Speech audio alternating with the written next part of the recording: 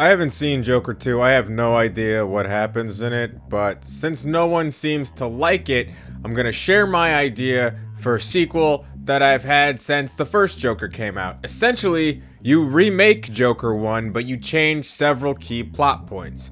In Alan Moore's The Killing Joke, the Joker famously stated that if he was going to have a past, he wanted it to be multiple choice. So you'd just be making another one of those possible choices. By the way, hi, I'm NickolasNameolas. I studied comics and film at one of the best art schools in the world, and I wrote about comics for Screen Rant, and I've made a bunch of comics and short films throughout my lifetime. So like and subscribe and comment and shit. I'm a multimedia Swiss Army knife. In the first Joker movie, Randall, one of Joker's co-workers, gives Arthur a free gun for self-defense, but he also mentioned that he might need him later. You can pay me back some other time. You know you're my boy. And nothing actually comes of that. In my version of Joker 2, Randall calls in that favor, presumably after Arthur gets fired so that he can frame it as doing him another favor. The first Joker is about an untreated mental illness that leads to a spree of violent crime. This imaginary Joker sequel would explore how the mentally ill can be drafted into organized crime. Arthur's first job for Randall could be a Red Hood job. For those who don't know, the Red Hood was the Joker's criminal persona before becoming the Joker, and it's part of his backstory that's been around since 1951. He wears a tux, a red cape, and half of a Tylenol capsule on his head. The Red Hood is sometimes portrayed as an identity shared between multiple people to shift focus and confuse law enforcement. But one of the Red Hoods fell into a vat of chemicals while running from Batman and came back out as the Joker. I do not think that Arthur Fleck should fall into a vat of chemicals, but I do think that the weird physicality that Joaquin Phoenix brought to the character would be interesting to see with that crazy Red Hood costume on.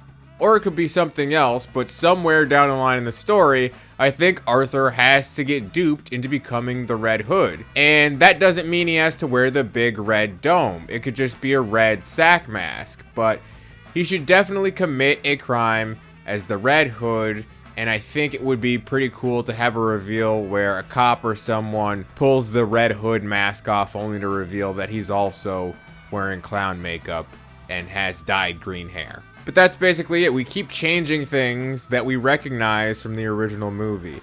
Maybe his relationship with Zazie Beetz' character isn't all in his head this time. Maybe they go on a date, but Arthur does something weird and embarrassing, like Travis Bickle does in Taxi Driver, since Joker takes so much inspiration from those early Scorsese films. Maybe she winds up being the Harley Quinn of this film. Also, Joaquin Phoenix doesn't really seem to like sequels or repeat performances, so again, this theoretical sequel would be an opportunity to figure out a new way to play that same character. This Arthur could be a little more commanding, or maybe he has a better sense of comedic timing, maybe he's scarier, maybe he's more deadpan, maybe he's more animated. Some of that's for the actor to figure out and develop, but the multiple choice thing also means that actors who couldn't return could also be recast. Joker could be telling the story to a different psychiatrist. Maybe that's where Harley Quinn fits in. Maybe that's where Lady Gaga factors in. Lady Gaga could be the psychiatrist that Arthur is relaying this story to, who is ultimately revealed to be Harley Quinn. That's a possible setup. What if you can't get Robert De Niro back? Okay, maybe Murray is played by Martin Short or something now. Also, let me reiterate here, I have not seen Joker 2. All I really know is that it's a courtroom jukebox musical. But if it's still an homage to 1970s and 80s Martin Scorsese, that would make Joker 2 a possible nod to New York, New York, which I also haven't seen. But seeing as this sequel has the Harley Quinn relationship, I'd love it if they bickered like Rupert Pupkin and Masha from The King of Comedy. They're so perfectly Joker and Harley, two awful people who hate each other because they see themselves in each other. I can't believe how long I've hung out with you and been your friend and listened to your tired, stale, boring jokes. Come on, here's $900. You be quiet, you're yelling in the street. No. I know Harley is an anti-hero in a lot of Batman media now, but give me scumbag Harley any day of the week. And there's plenty of stuff that you should keep as part of the story as well. Thomas Wayne being a 1%er asshole, that can stay.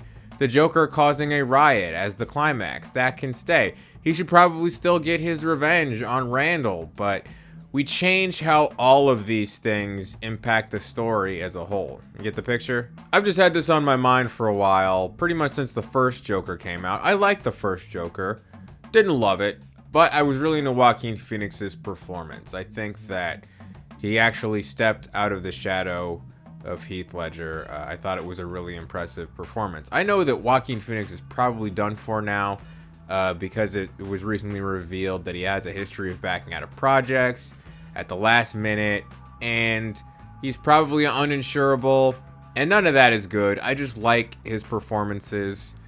It doesn't really seem like Todd Phillips is especially interested in doing Batman stuff. He wanted to make a Scorsese homage, and using Batman lore was how he got it funded. But I think a little more reverence for Batman's source material could go a long way, and it could have led to more experimentation with Batman mythology in general. I think the live-action adaptations of Batman are losing sight of how wonderfully strange Batman lore can get and how much room there is left to play around with all of that stuff still. Like, in this case, I'm running with the multiple choice angle from The Killing Joke, which was also incorporated into The Dark Knight. You wanna know how I got these scars? Say this hypothetical second Joker movie that I'm pitching is successful, well then you can do a third Joker movie. And maybe this time he's a mastermind instead of a pawn. Altering the past is something that narcissistic abusers do a lot, and this third Joker movie could be about themes of manipulation and narcissistic abuse. Now we have a Three Jokers trilogy. The Three Jokers was a bad idea in the comics, but One More Day sucked too, and it led to No Way Home, a really good Spider-Man movie. The comics are just a jumping off point. I love superhero comics, but I do want more experimentation from superheroes as a big mainstream film genre. And I want that experimentation from people who understand what rules they're breaking before they break them. It's very cool to be able to work with IPs like Batman. I've always wanted to work with stuff like that. That's rarefied air. It's probably never happening. This is just an idea I had for a long time, but never planned to make a full video about. When I read Joker 2 as a musical, I just assumed that they had come up with something special, but maybe not. I don't know anyone who would even see Joker 2 with me. I'll pretty much see anything. It looked like an interesting disaster, but I wouldn't put any of my loved ones through it, and I don't have a car, so I'm just gonna wait for it on Max. There's no other time for me to make this video than the present.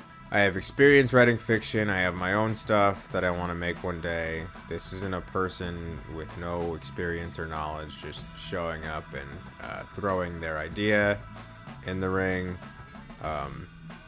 Everything I'm saying is considered, and I kept it fairly loose because that's what the development process is. Making a film is a collaborative effort, and I'm just one guy pretending to do the work of multiple people. I've never done one of these pitch videos before. This was fun, but I am going to talk about something serious in a moment. First things first, I want to thank everyone who got me to 10,000 followers on YouTube. I couldn't have done it without you. I'll make a video celebrating that soon.